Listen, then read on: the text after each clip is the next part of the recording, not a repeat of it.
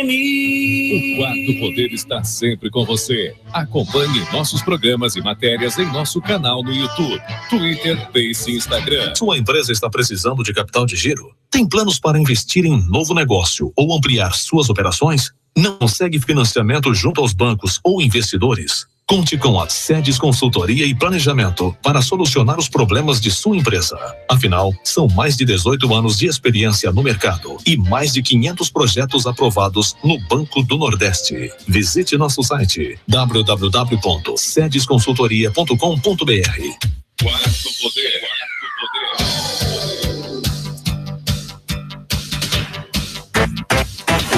Quarto Poder. Lucas Cavalcante. Isso aí, 12:08, voltamos agora com o Quarto Poder.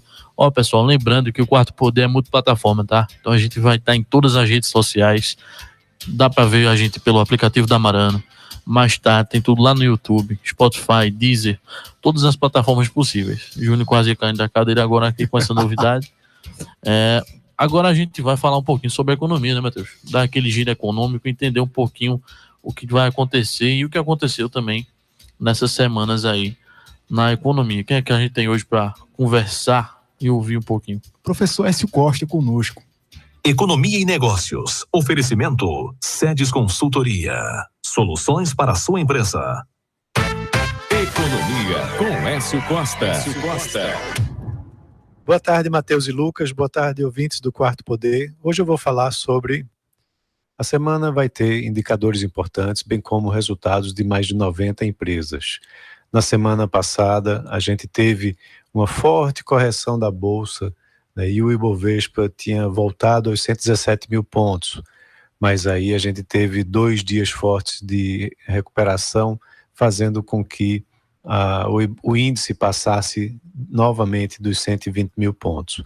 O calendário corporativo nos próximos dias vai ser bem importante, né, para a manutenção desse bom momento no mercado brasileiro.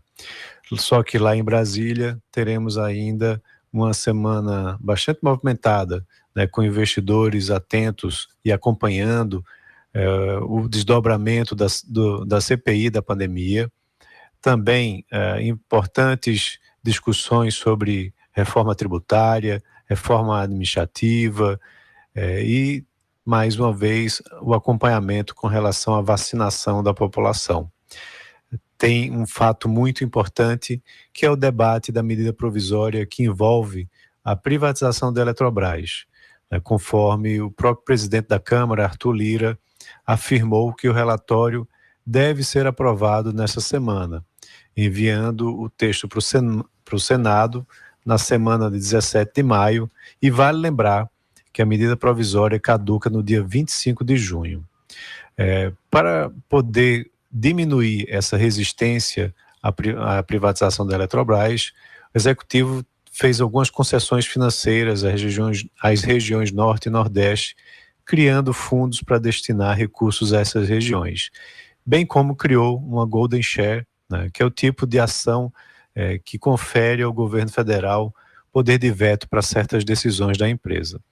E algo muito importante, a temporada de resultados do primeiro trimestre entra aí na sua temporada, na sua semana mais movimentada.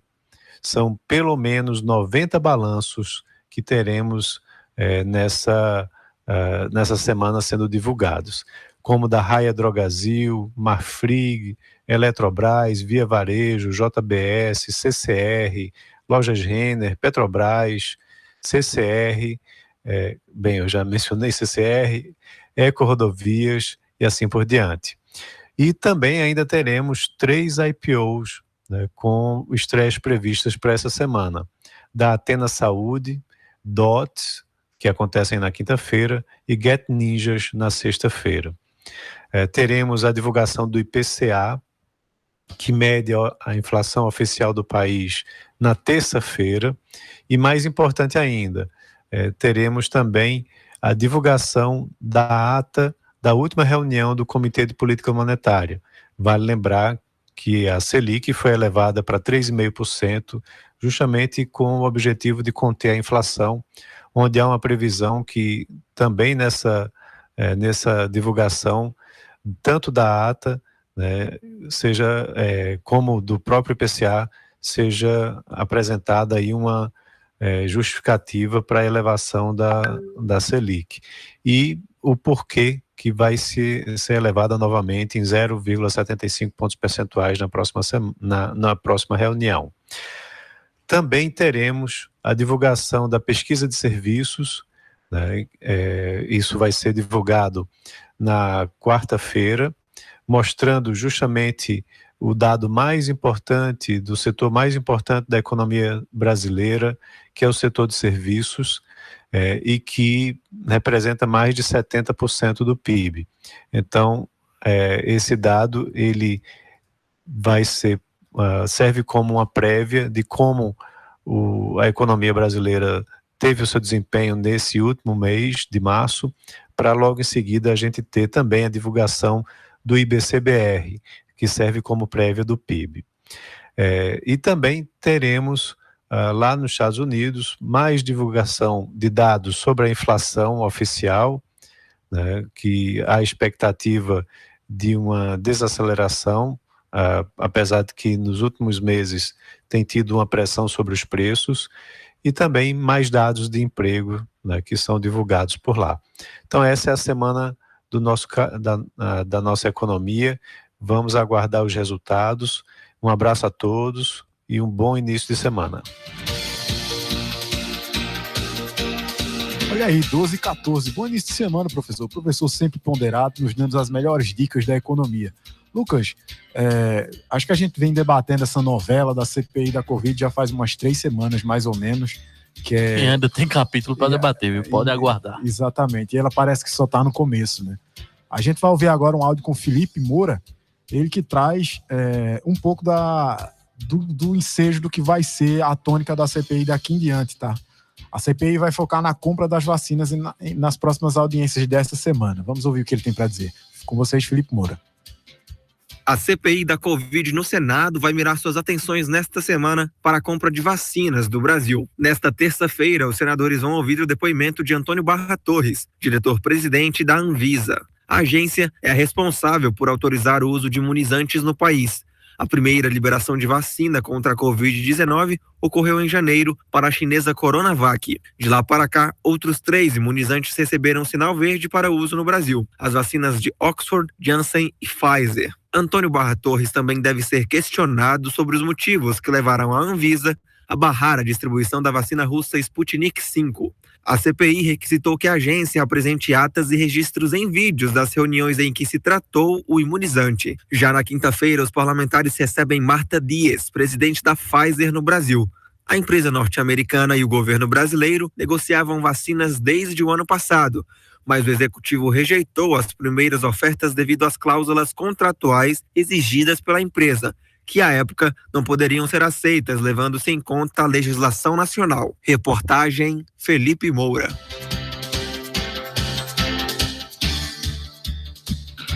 A gente já tem essa questão da Pfizer, que vai ser a primeira a ser levantada, mas vale relembrar, como eu disse aqui anteriormente, que houveram outras vacinas que ofereceram e foi negada.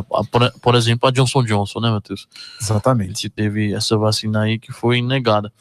Antes da gente comentar a questão da CPI da Covid, eu achei um dado importante aqui no Instagram da Prefeitura, atualizando o número de vacinas aplicadas, de doses aplicadas aqui. Foram 35.167 doses aplicadas. Já no aqui. nosso município. Nosso município, exatamente. 23 mil da primeira dose e pouco mais de 11 mil da segunda já. Então, é um dado relevante aí. Meu pai tomou a primeira dose ontem, então a gente tem que parabenizar o governo de Garanhuns e, querendo ou não, o governo do estado, porque as coisas estão aparentemente se tornando mais rápidas. Com certeza. Depois que o imbróglio das vacinas começou a tomar um rumo inicial, eu acredito que a tendência é que ela se acelere, né? Você vem falando para mim, inclusive, que algumas pessoas em condições especiais, em uma data, determinada idade, já pode tomar? Como Exatamente, porque até semana passada só estavam liberadas as comorbidades relativas à obesidade 2, síndrome de Down, entre outros, mas agora já liberou uma série, né? Você tem diabetes, já foi liberado agora, hipertensão, tudo tá no site do governo do estado, quem quiser conferir, e já tá no site da Prefeitura de Garanhuns também, quiser conferir e agendar a sua vacinação.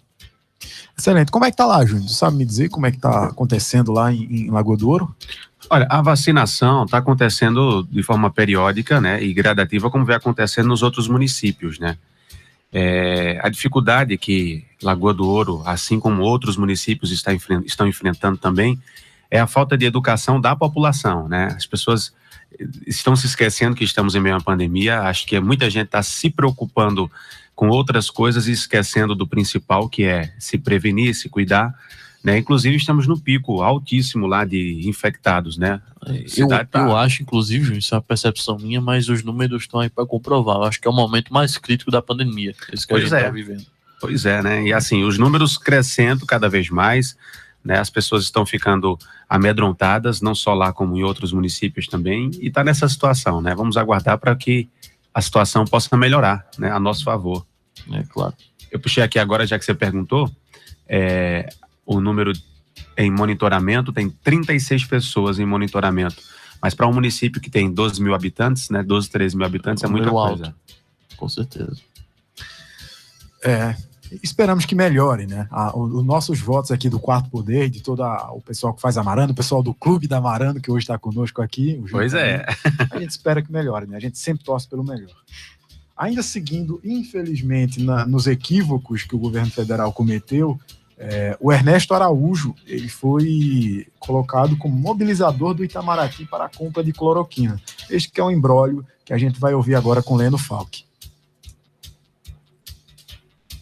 Mesmo após a comprovação da ineficácia e o risco de efeitos colaterais da cloroquina no tratamento da Covid-19, o aparato diplomático brasileiro foi mobilizado para garantir o fornecimento do medicamento ao país. Isso foi feito pelo ex-ministro das Relações Exteriores, Ernesto Araújo, que pediu demissão em março. A busca pela cloroquina começou após o presidente Jair Bolsonaro falar em possível cura para a doença, em março do ano passado. Os telegramas diplomáticos que revelam as negociações foram obtidos com exclusividade pela Folha. E Ernesto Araújo será um dos ouvidos da CPI da Covid. O depoimento estava marcado para quinta-feira, mas será reagendado. No dia será ouvida Marta Dias, presidente da Pfizer no Brasil, e seu antecessor Carlos Murilo. Também vão prestar depoimento nessa semana Antônio Barra Torres, presidente da Anvisa, na terça, e na quarta Fábio Weingarten, ex-chefe da Secretaria de Comunicação do Governo. Agência Rádio Web, com informações de Brasília, Leno Falck. Pois é. A gente vem observando alguns movimentos que Brasília tem tomado em direção ao governo federal que, para quem quer disputar a reeleição ano que vem, é no mínimo preocupante, né, Lucas? A gente vem observando que talvez não tenha sido as melhores escolhas, infelizmente. Observando tecnicamente, a gente sabe que foi um equívoco, mas observando como cidadão brasileiro, a gente... Eu de fato não enxergo maldade nesse sentido da compra das cloroquinas. Eu também não. Eu enxergo assim uma visão ideológica equivocada. Infelizmente, hoje, né, no atual panorama científico, a gente sabe que a cloroquina ela não tem. Mas na época era uma questão de você dar um tiro no escuro em uma coisa que podia dar certo. Inclusive você tinha na época relatos menores, é claro, de alguns médicos, enfim. A gente chegou até a ter um pedido institucional aí de alguns médicos aqui de Pernambuco, por exemplo, que pediram o uso da cloroquina. Não sei se motivado por uma questão ideológica, né, ou motivado por um desespero de tentar salvar vidas. Exatamente. E aí, assim, eu acho que no começo, né, era válido. Agora, no atual momento, eu acho que a gente tem que se preocupar com a vacina, que é mais importante, já sabendo que a cloroquina ela não tem esse efeito que se imaginava. Então, eu acho que para exorbitante de cloroquina, mas acredito eu que não havia dolo, né? Não havia essa intenção de comprar e lesar o cofre público. Então, não acredito nisso. sempre tenta ver o lado bom das coisas, né? Mas infelizmente, quando se trata das ações do governo federal nesse sentido, acho que o que houve de mais positivo foi quando a gente vai observar isso também de fato, porque os governos estaduais não fizeram grande diferença também em alguns sentidos, infelizmente tomando aí medidas um pouco mais complicadas, como a compra de 45 anos de Propofol. Não, isso aí eu não vou esquecer nunca, Matheus. São 45 anos em que se esperava que a gente ficasse dentro de uma pandemia. Eu acredito que isso eu não vou esquecer nunca. Às vezes fica até chato aqui pro ouvinte, porque quase todo programa eu falo disso, mas a gente tem que lembrar, a Prefeitura do Recife comprou Propofol para 45 anos de pandemia, um medicamento que tem uma validade pequena. E anteriormente tinha comprado respiradores de porcos, né? Exatamente. E não tem como você, na administração pública, errar um cálculo dessa forma. Só se você for muito... Desculpa a palavra, mas só se você for muito burro para errar desse jeito. Porque... Já viu, Júnior? Alguém comprar alguma coisa assim, tanto proporcionalmente? Tu erra para comprar o sal na tua casa, tu compra para 45 anos? De forma alguma, e principalmente agora, né, que a situação não está tão agradável para a população. Aí eu faço a seguinte pergunta, né? Eu já ouvi muito isso, acredito que vocês também devem ter ouvido, algumas pessoas falando esse pensamento que eu vou colocar na mesa agora. Essa CPI, né? Será que não seria viável que essa CPI fosse voltada para os estados e prefeituras? Ela vai... Bom, eu acho viável é uma palavra muito complexa, mas a preponderância dela vai correr todos os três poderes. Essa primeira etapa de apuração ela é voltada para o governo federal, de fato, mas assim, existe a possibilidade dessa CPI se alargar e falar para os estados. Qual é o problema? O Congresso Nacional ele fiscaliza diretamente o presidente da República. Então, em tese, quem deveria tomar essas medidas seriam as nossas assembleias legislativas. Sim. A ALEP daqui de Pernambuco, por exemplo, ela teria que abrir uma CPI, que é uma comissão parlamentar de inquérito, que todas as assembleias têm esse poder para apurar, eventualmente, equívocos do governo do estado, entendeu? Essa seria a maneira mais correta de fazer. Agora, nada impede que o Congresso Nacional faça uma CPI. Agora, o teor dela, por governo do estado, são meramente opinativos, né? Então, quem vai tomar a decisão no final são as assembleias dos estados. E, consequentemente, as prefeituras? Também. Né? Aliás, as câmaras, exatamente. As câmaras de vereadores, podem fazer isso para apurar. Mas, inclusive, a CPI foi aberta com o compromisso do presidente do Congresso Nacional, que é Rodrigo Pacheco, do Democratas Minas Gerais. Ele abriu a CPI com a prerrogativa de que irá investigar todas as esferas do Poder Executivo. Ou seja, todo mundo que recebeu os aportes financeiros para o combate da Covid-19... Prefeito, governador serão investigados. E presidente da República. Porque aí, nesse caso, tange os recursos federais. Agora, né? Então está dentro da competência deles. Exato. Agora, a viabilidade disso, como você colocou, muito bem colocado, inclusive... A gente sabe que são 5.400 municípios, salvo engano. Então, assim, fica muito difícil da gente acreditar que isso... A gente torce para que sim, mas fica muito difícil a gente acreditar que ela chegue, de fato, a um patamar de investigar todas essas pessoas. Mas eu acho... eu acho que em termos de município, algumas prefeituras elas vão ter alguns problemas, né? A gente teve aí uns relatos na época que começou a vacinação, de servidores dessas prefeituras, incluindo aí líderes do poder executivo ao longo do Brasil, pegando vacina que não podia pegar e tomar, né? Então eu acho que o que pode dar problema nesse sentido aí, mas o restante não tem. O absurdo do ministro, um dos militares, inclusive, ele dizer que tomou a vacina escondido. Eu vi essa reportagem. Assim, maluquice, né? É uma maluquice, assim, é de uma falta de tato político e social que vai além, sabe? Além do prejuízo político, a imagem é óbvio que existe, que não é o que vem primeiro, é o problema social que você desenha em torno disso. Assim, a gente fica tentando entender se é uma mescla de amadorismo ou enfim, ou coisas piores. Mas seguindo na linha investigação, parece que hoje estamos parecendo um programa policial, mas não, somos um programa jornalístico. A Carolina Prazeres, ela traz uma coisa que pode ser um problemaço para o governo federal, inclusive ainda seguindo na linha da economia, porque o governo federal possivelmente teria criado um orçamento de 3 bilhões, um orçamento paralelo para devolver, mais ou menos, né, como se dizem, emendas parlamentares para que o apoio no Congresso fosse maior às suas medidas. Vamos ouvir com a Carolina Prazeres.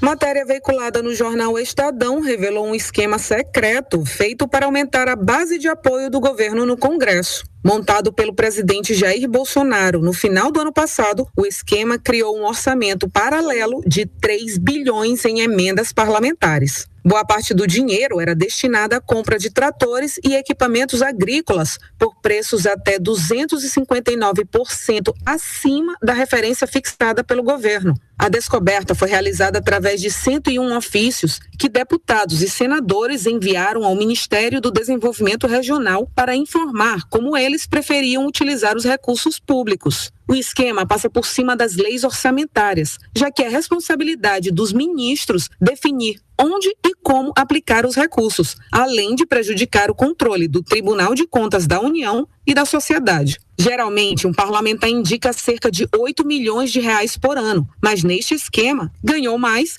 quem apoiou candidatos do governo Bolsonaro nas eleições às presidências da Câmara e do Senado. O líder de indicações foi Davi Alcolumbre, que indicou o destino de 277 milhões de reais, seguido pelo senador Ciro Nogueira, 135 milhões, o senador Fernando Bezerra, 125 milhões, e o presidente da Câmara, Arthur Lira, que decidiu o destino de 114 milhões de reais. Agência Rádio Web, com informações de Brasília, Carolina Prazeres.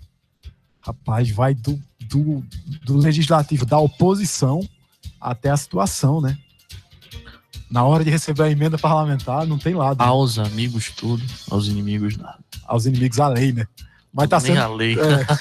Nada. Ó, pessoal, a gente vai pro intervalo comercial aqui rapidinho, mas na volta a gente tem um convidado mais do que especial, né, Matheus? Exatamente. O ex-ministro da Educação, Mendonça Filho, ele que volta para falar conosco, ele tem sempre uma análise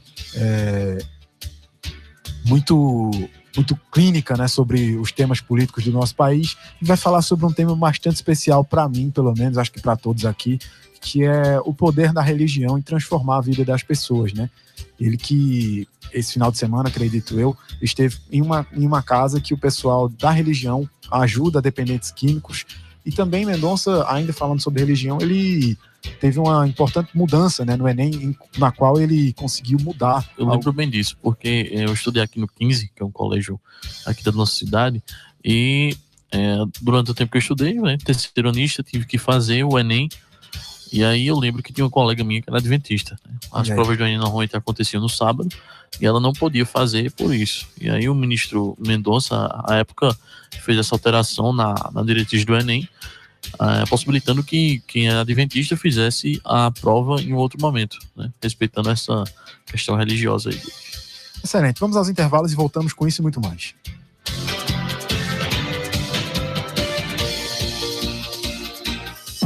Quarto Poder, você sempre atualizado com o melhor conteúdo da notícia.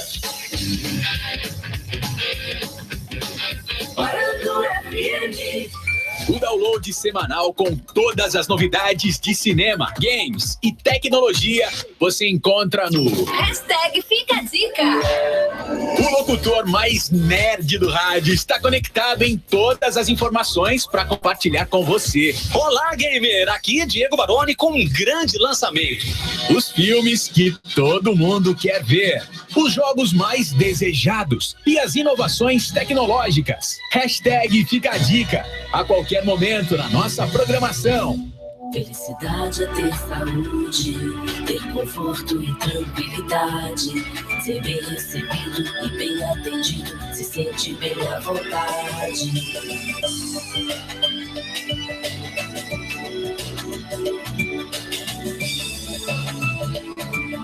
Sua saúde pra gente é o que importa, saúde levada a sério, enganamos. Hospital Perpétuo Socorro, Marano FM.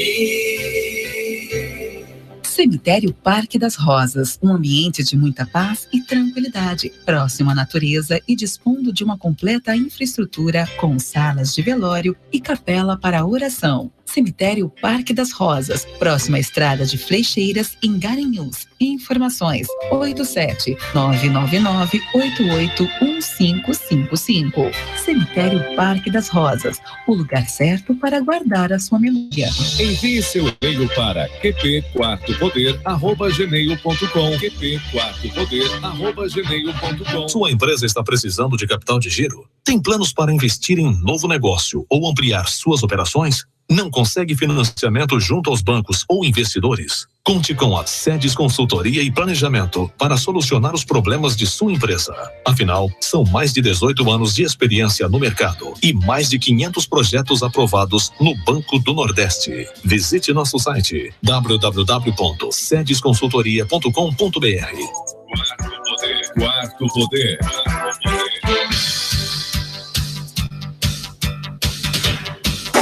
Matheus Fernandes.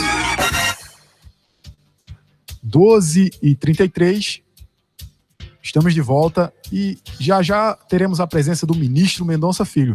Antes, eu tenho uma notinha aqui do município, tá? Algo importante para um dos bairros do nosso município. O professor Márcio requer ações de manutenção no Lulão, aquele bairro novo ali, ali da Coab 3, ele vem buscando resolver problemas gerais que foram gerados pela última chuva, né? Naquela localidade. Ali iniciou-se alguma coisa no sentido de asfalto, de infraestrutura, mas ainda acredito que não tenha sido concluído de forma geral. Eu acho que até a questão das chuvas impossibilita essa conclusão, né? Exatamente. De forma temporária. Ou seja, ele tem contemplado ações para lá, com carga total, desenvolvida pela Secretaria Municipal de Infraestrutura e Obras, né?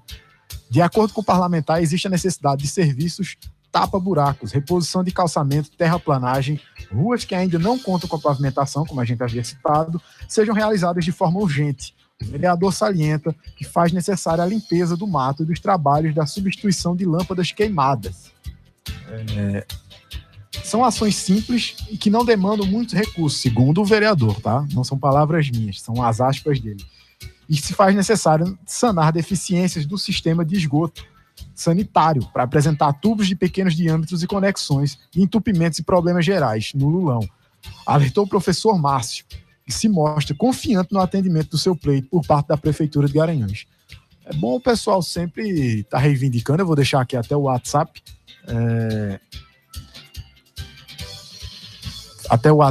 para que possa ser possível entrar em contato, caso vocês não consigam entrar em contato com a prefeitura da sua localidade, tá? A localidade daqui, o WhatsApp daqui do Quarto Poder é 879-9683-3332. 879-9683-3332. Você vai falar conosco e a gente vai encaminhar a sua demanda para a Secretaria de Comunicação ou para a Secretaria necessária, mas geralmente o pessoal da Secretaria de Comunicação entrega as outras pastas importantes para o nosso município, para que você possa ter a sua demanda atendida, né? Exatamente, a gente sabe que essas chuvas elas foram dificultosas para o município. Nas últimas semanas tivemos aí uma tragédia, né, que infelizmente é difícil e ao mesmo tempo é fácil apontar o dedo, né, para as pessoas e dizer que a culpa foi X ou Y, mas de qualquer forma tá aí essa novidade para o pessoal do Lulão 1, Lulão 2, esse requerimento importante do vereador, professor Márcio, não é isso? Exatamente, professor Márcio. Perfeitamente. Agora no giro estadual, vamos falar um pouco sobre o pleito de 2022, né? De olho no pleito de 2022, a capacidade de empréstimo de Pernambuco pode mudar a tônica do debate, olha aí. Pois é, a aposta vinha sendo feita há algum tempo pelo secretário da Fazenda, Décio Padilha. Esta semana, a projeção se confirmou. O Estado obteve, na última quinta-feira, a classificação de capacidade de pagamento, o CAPAG, nível B, concedida pelo Tesouro Nacional, que apura a situação dos entes subnacionais interessados em contrair novos empréstimos com garantia da União. O respiro não vale somente o respiro não vale só para a Caixa do Estado, mas pode mudar a tônica do debate de 2022 na Frente Popular. Nas palavras do auxiliar do governo Paulo Câmara, abre aspas. Em ano eleitoral, isso pode dar um fôlego grande, fecha aspas. Na leitura de outro integrante da administração estadual, isso pode até permitir o PSB se isolar, abre aspas, na eleição nacional, leia-se, não pode ficar tão dependente do PT como na corrida presidencial. Olha aí, o PSB já há algum tempo vem colocando, entre aspas, as manguinhas de fora, né? Ele já vem demonstrando até interesse de que possa apresentar um candidato até a nível nacional, né? Olha, Matheus, acho que vale fazer a título de lembrança histórica que Pernambuco, pro bem ou pro mal, ela é uma cidade que consegue trazer para nós aqui, no nosso estado de Pernambuco, ele consegue ser nascedouro da questão política do resto do Brasil, né? Nós tivemos grandes líderes que nasceram aqui em Pernambuco, grandes movimentos que nasceram e até hoje nascem. Então, a gente vê aí o PSB, que é um partido que, apesar de não ter necessariamente nascido aqui, é um partido que ele cresceu aqui. Teve raízes aqui. Teve raízes aqui. Isso mostra que Pernambuco, pro bem ou para o mal, é sempre líder no movimento de mudança política ao longo do Brasil. Exatamente. A gente vem observando, né, que algumas movimentações, inclusive com candidatos do Centro-Sul e Sudeste, né, no caso do Márcio França, como o nome já foi citado, o próprio Renato Casagrande, ele vem apresentando nomes importantes para o pleito nacional, né? Certa vez a gente conversando aqui, eu conversei com uma pessoa ligada ao partido, que ele tem eu não vou dizer o nome de quem é, mas acredito que Pode em breve... não, senão vai comprometer a fonte. Não, ele é um cara muito gente boa, inclusive eu quero ter ele aqui em breve, que ele tem um podcast muito importante, mas eu não vou citar quem é, ele é daqui da cidade, e eu conversando com ele, ele disse, olha, eu apontava, né, como um possível candidato, o ex-prefeito possível candidato para o governo do estado, o ex-prefeito da capital do Recife, Geraldo Júlio, que é o que a gente coloca de forma mais clara, né, como possível candidato. Assim, por uma questão sucessória e hierárquica dentro do partido, provavelmente Geraldo Júlio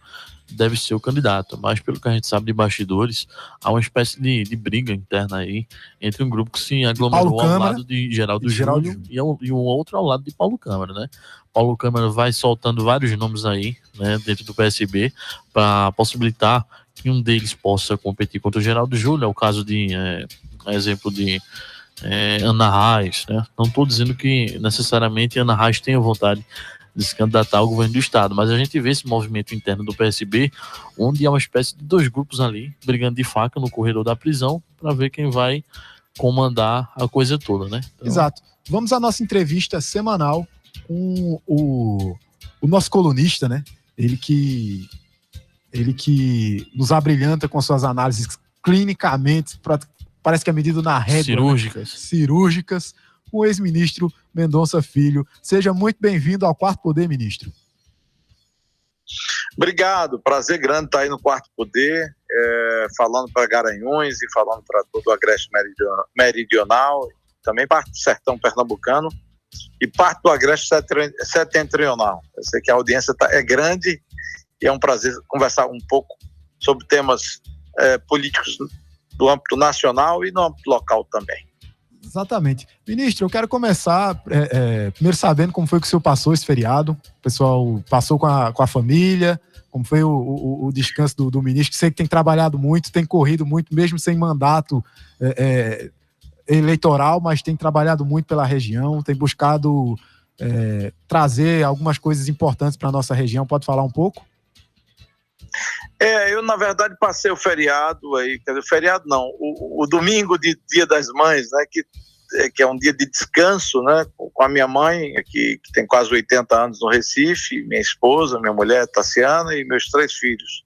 Tive a felicidade, eu tenho uma filha que morava em São Paulo, que voltou a morar agora aqui em Pernambuco, na cidade do Recife. Então, estava com os 3 filhos em casa, minha esposa, Tassiana, e fomos à casa da minha mãe, onde encontrei com parte dos meus irmãos, né? Eu tenho 2 irmãos que não puderam participar, somos 6 lá em casa, mas quase toda a família estava presente, muitos netos dela e meus sobrinhos, evidentemente, o que é sempre um motivo de alegria, reunir a família.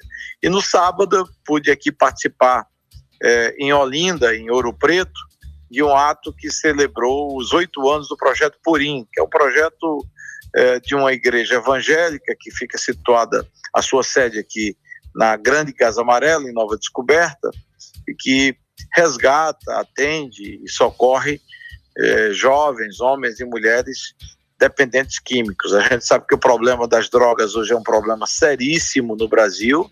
Em Pernambuco não é diferente. Poucos estados apoiam alguma política pública que possa combater o efeito das drogas que destrói famílias e pessoas, e eu felizmente pude estar presente nesse momento aí de celebração dos 8 anos do Projeto Purim. O pastor Esdras, que é o pastor que lidera o projeto, e ele tem várias unidades do Projeto Purim aqui na região metropolitana. Isso, de certo modo, remete ao tempo que eu era secretário de Agricultura, tinha 24 anos, ou seja, há 30 anos atrás, cerca disso, eu ajudei um projeto que foi um dos primeiros projetos de apoio e de socorro a comunidades que tinham filhos e pessoas dependentes químicos. Aí, em Garanhuns, projeto da Fazenda Esperança, da Igreja Católica. Eu tenho o privilégio de dizer que fui uma das pessoas que trabalhou pela viabilização desse projeto da Fazenda Esperança, um dos primeiros no Nordeste, talvez o primeiro no Nordeste, localizado em Garanhuns. E, desde então, eu sempre me sensibilizo muito com qualquer iniciativa, com qualquer ação que possa combater o poder destruidor das drogas, que é realmente uma coisa terrível, né? Destrói famílias, jovens são as vítimas principais, que ficam sem esperança, sem futuro, sem caminho, né? E a gente precisa fazer com que as políticas públicas possam, primeiro, prevenir que os jovens possam caminhar para as drogas. Cultura, lazer, qualificação profissional, tudo isso vai no sentido de combater o acesso às drogas e o vício das drogas e da dependência química. E, de outra parte, também políticas públicas que possam recuperar e devolver ao convívio sadio da sociedade, da família, os jovens que viraram dependentes químicos e que têm aí, nessas casas de recuperação, comunidades terapêuticas, um trabalho que realmente é fundamental, e boa parte desse trabalho ele tem também uma base muito sólida da evangelização. A palavra de Deus, ela é poderosa, e sem ela a gente não é ninguém. Sem Deus no nosso caminho, a gente não pode construir qualquer que seja o caminho. Então é isso que eu acredito, é isso que eu confio, é isso que eu pratico na minha vida. Importante. A gente, inclusive, acompanhou a sua campanha no último pleito de 2020 em Recife, e o senhor tocava muito nesse ponto, né? Nesse aspecto de recuperar o jovem para a sociedade, né? O jovem, que é um ativo humano, né? Um capital humano muito importante para o desenvolvimento do nosso estado, né? De maneira geral, inclusive até para reconstruir famílias destruídas, né?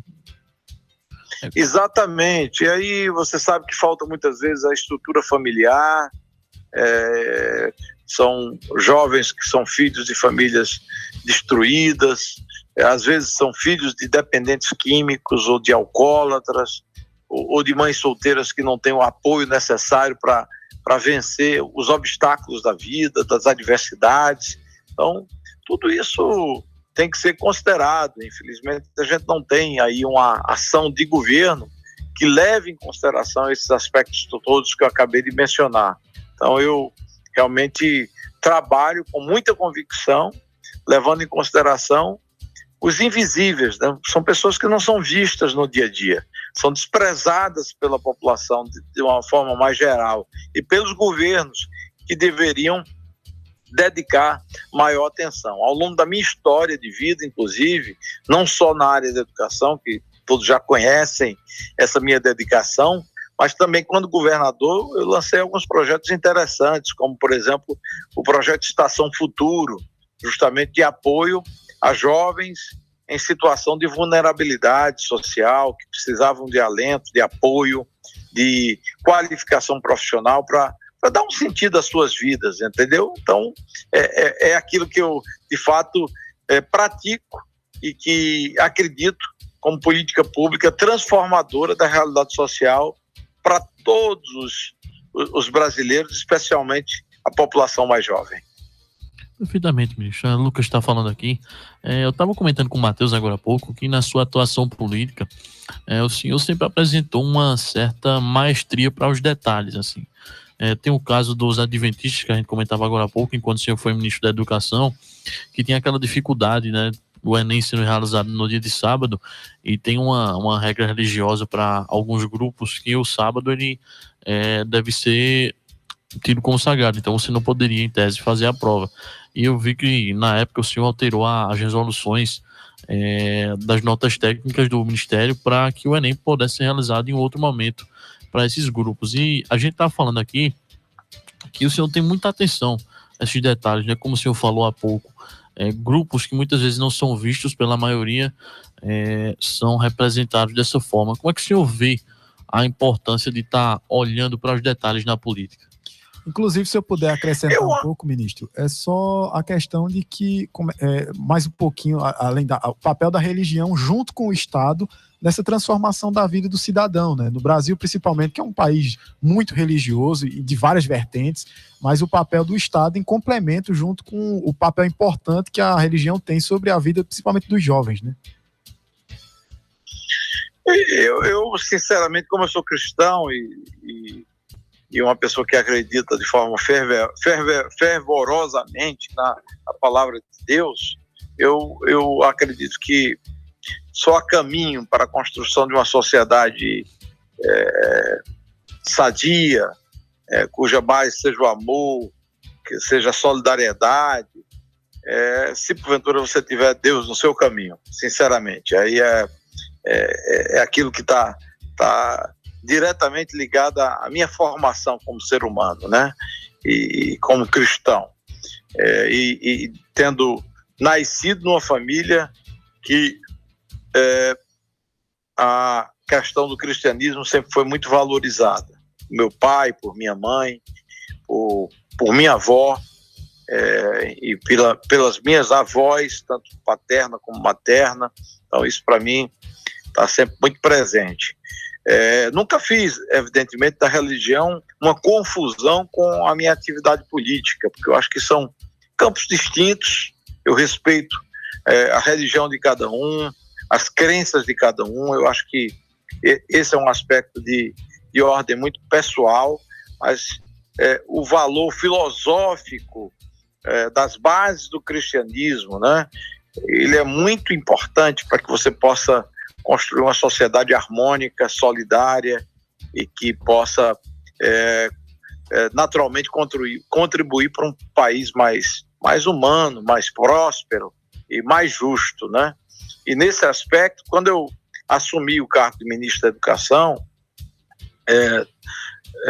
há cerca de 4 anos atrás, 2016, eu me deparei com vários desafios de transformação, dentre eles a questão do Enem. O Enem era sempre uma polêmica, vocês sabem, todos os anos, muitas críticas, muitos questionamentos com relação a anúncios, ou pelo menos suspeitas de vazamento de prova, e de ilegalidades, irregularidades, etc. Então, eu busquei fazer com que a gente tivesse mais segurança na aplicação das provas. Foi um dos propósitos principais nas mudanças introduzidas no Enem de 2016, e aí a gente buscou a identificação individual de cada prova. Então cada aluno passou a ter, desde 2016, a sua prova, o nome específico de cada aluno e a sua inscrição, o que permitiu, evidentemente, ter mais segurança para que você não tivesse o uso indevido daquele material, né?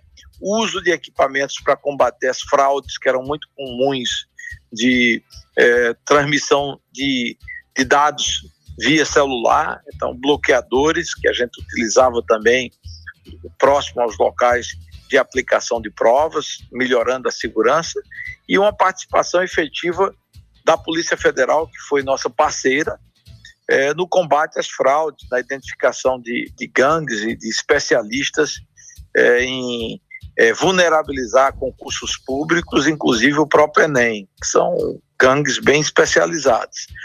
E para que a gente pudesse promover todas essas mudanças, a gente também fez uma consulta pública, que é um processo que envolve diretamente a população, educadores, professores, alunos, opinando sobre aquilo que imaginavam como apropriado ser mudado no Enem, né? Ser alterado no Enem. E nessas consultas nós identificamos, dentre os vários itens, a realidade dos adventistas do sétimo dia e dos judeus, que são religiões que guardam o sábado. Eles são parte de religiões que, por exemplo, dia de sábado, eles praticamente não saem de casa, não trabalham, não fazem nenhuma atividade física e que possa significar esforço. E por conta dessa crença religiosa, eles estavam impedidos de trabalhar e também de se submeterem à prova do Enem. Então, o que é que acontecia até então? Essas provas eram aplicadas num horário distinto depois do pôr do sol, depois das 6 horas da tarde, no Brasil todo. E os alunos adventistas e judeus tinham que chegar para a aplicação das provas no mesmo horário dos demais, só que eles ficavam trancafiados em salas específicas, isoladas, e só começavam as suas provas, a aplicação da prova respectiva para os adventistas e judeus, depois do pôr do sol, num outro horário.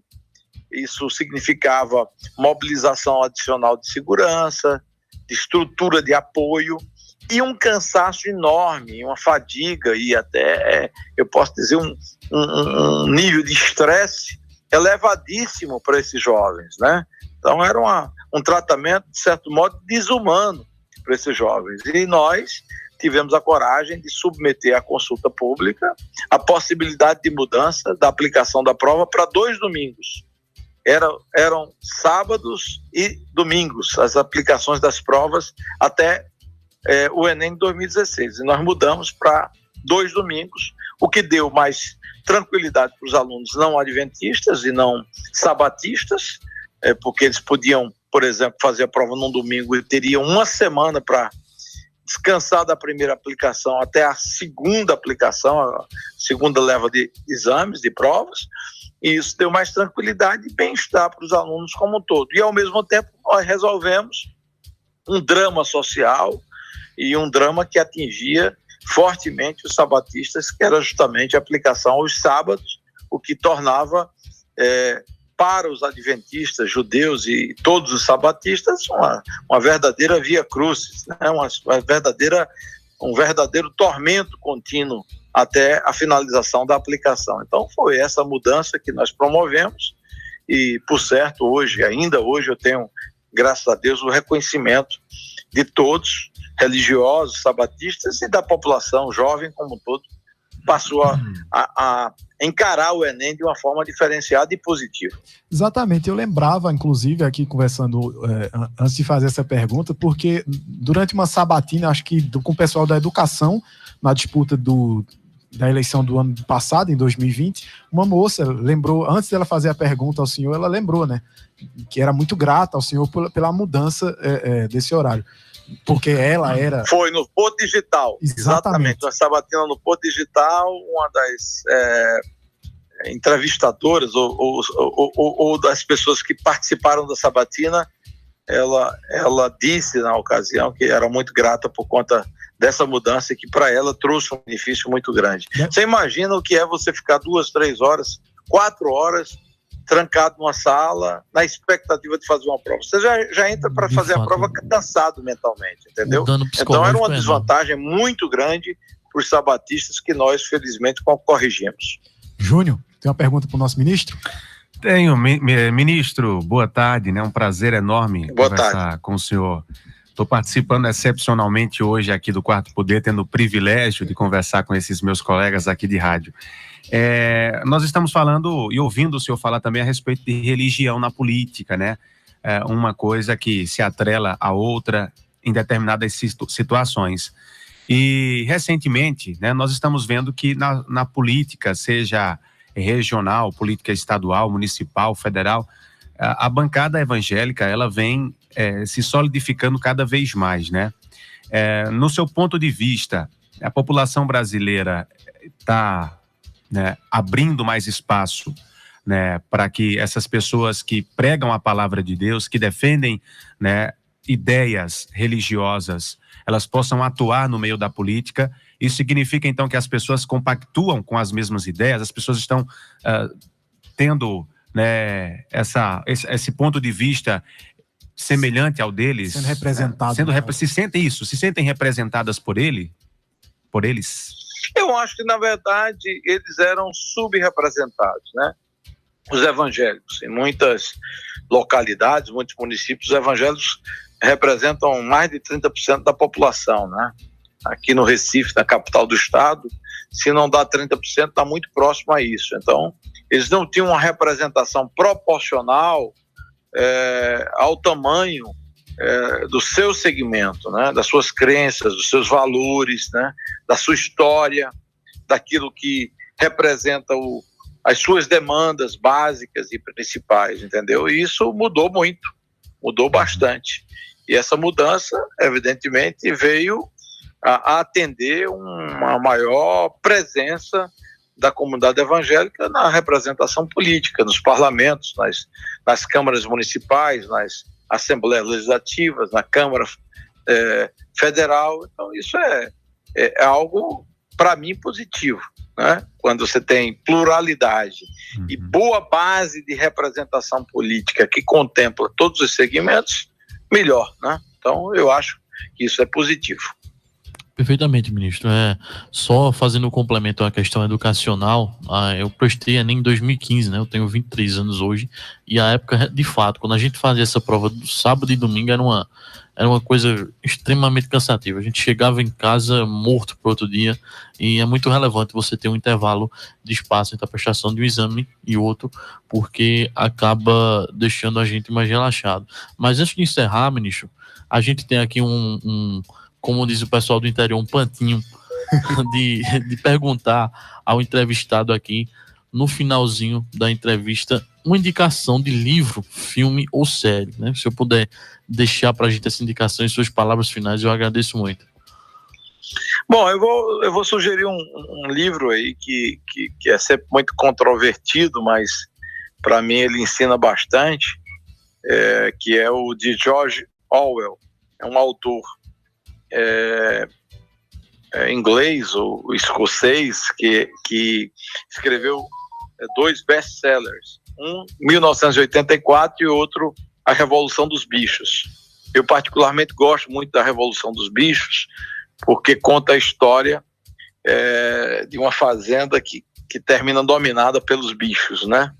E que num modelo coletivista, meio que fazendo uma alusão ao comunismo e ao socialismo, tudo era só baseado em boas intenções. E depois, aquele poder que tinha como propósito o bem comum, termina virando uma verdadeira situação de uma ditadura, né? de uma opressão plena e total, queda na produção, fome, dificuldades, e tudo que a gente, inclusive, assistiu e acompanhou com relação à ascensão e colapso do bloco socialista, liderado pela antiga União Soviética, né, e os países do bloco socialista, né.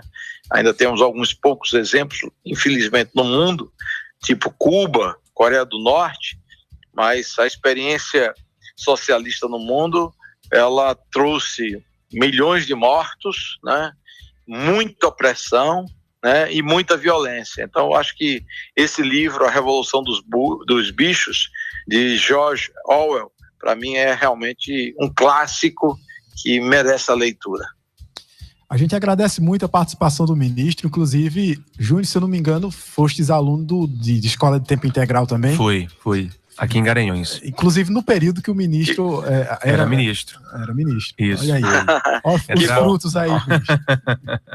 Entrávamos às 7 horas da manhã, Daí saíamos às 5 horas da tarde, foi um período maravilhoso, onde meus pais, inclusive, hoje agradecem muito, porque foi uma experiência maravilhosa que eu tive, pude aprender muito, porque em escola de ensino integral, é óbvio que você vai estudar mais, o seu tempo ocioso você vai se dedicar ao conhecimento, e eu acho uma excelente ideia, né?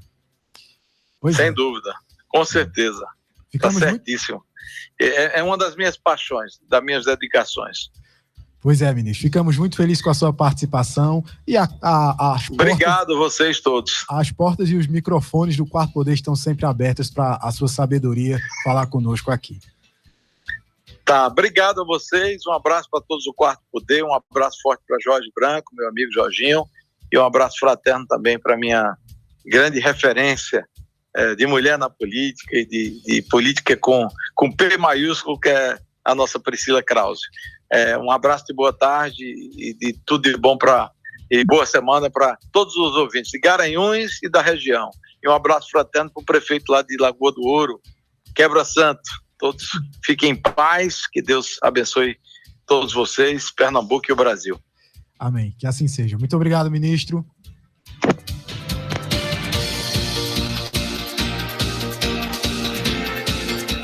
Tivemos essa entrevista maravilhosa com o ex-ministro da Educação, Mendonça Filho. Eu sempre falo ministro como o tempo atual, porque eu olho para frente e vejo o Júnior Paulino como fruto, né? Fruto da educação. E olha, se tem uma pessoa que tem educação aqui nessa Rádio Marano, essa pessoa é Júnior Paulino. Grande Júnior. Um professor exímio, um colega de trabalho que a gente ganhou e um amigo, né? Pois é, essa segunda-feira ficamos com essa entrevista e com a dica de livro, tá? Ele indicou dois livros de George Orwell. 1984 e a Revolução dos Bichos. Eu acho que já foi, inclusive, indicado em outro momento aqui, em 1984. Não lembro exatamente por quem. Acredito que tenha sido Felipe, né? Exato. Enfim, é um livro muito relevante. Então é bom que o ouvinte pegue essa dica aí. Na dica, né? Exatamente. A gente agradece muitíssimo a audiência e voltamos amanhã, se assim o bom Deus permitir.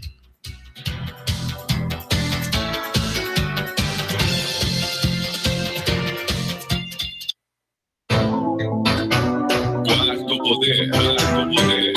Você ouviu Quarto Poder, seu programa jornalístico com credibilidade e imparcialidade. O sucesso, 24 horas no ar. Marano FM.